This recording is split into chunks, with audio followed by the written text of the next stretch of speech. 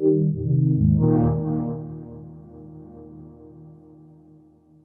I'm Matt Korba. I'm the creative director on King's Quest, and we're here at GDC doing our first demo. So for someone who's never played King's Quest, go into a little detail about what the series has all been about. The series is about a family of adventurers. Really, it's really there's a family it's a family story that's centered at its core, but it's an adventure game. So it's a mix of puzzles and storytelling. There's sort of this triangle: puzzle, storytelling, or gameplay, storytelling, and art, and they all have to work together to tell a compelling story, have interesting gameplay, and be beautiful. Now, where does this game take place in the King's Quest universe? Is it a sequel? Is it a prequel? It's actually kind of a hard question to answer. So, it's not a sequel. It's not King's Quest IX, and it's not a reboot. It's sort of like a reimagining. So what we're doing is we're telling stories that exist in between the original one. So our first chapter is actually about how King Graham became a knight. So the first game is about how he became a king, and we're telling a story that takes place before that. If you've never played a King's Quest game, that's perfectly fine. You can come into here not knowing anything, just with the understanding that it's about an old king that's had past adventures, and be fine.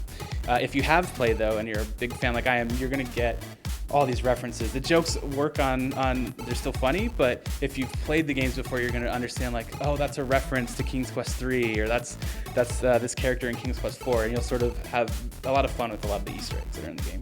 So the point-and-click adventure games seem to be making a comeback. Why do you think that is? I think it's just because they went away and they've been along for so long, and people want them back. And I think, the things that other people have done in the genre have allowed us to tackle a game like King's Quest, and we would never be able to make it if there wasn't the Telltales around and the Double Fines around doing what they've been doing the past couple of years. We, as the Odd Gentlemen, have been trying to do a game like this for years. We actually had one for a while that was unfortunately canceled, and it was like, oh, these types of games don't really work anymore. And so we're updating the formula. We're not just making a traditional point and click. We're trying to update it for a more modern control scheme and more modern audience, but still keep the core, what made that special. And we're just excited to be a part of it, and hopefully we can continue to make this games for not only for us, but for everybody that wants to make games like this.